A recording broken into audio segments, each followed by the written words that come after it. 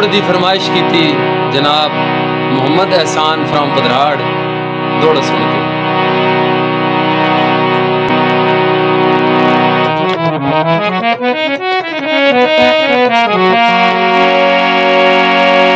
अल्लाह जाने कदा ताई जिंदगी है,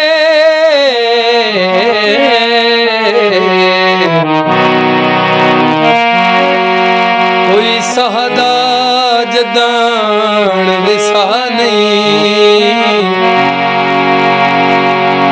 थोड़े जींदे ताई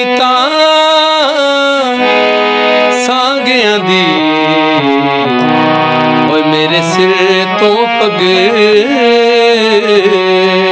लानी।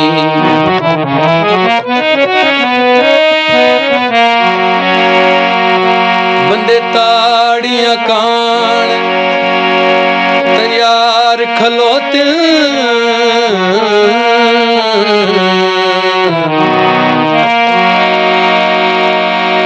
दे कई नू हसन दी जाने,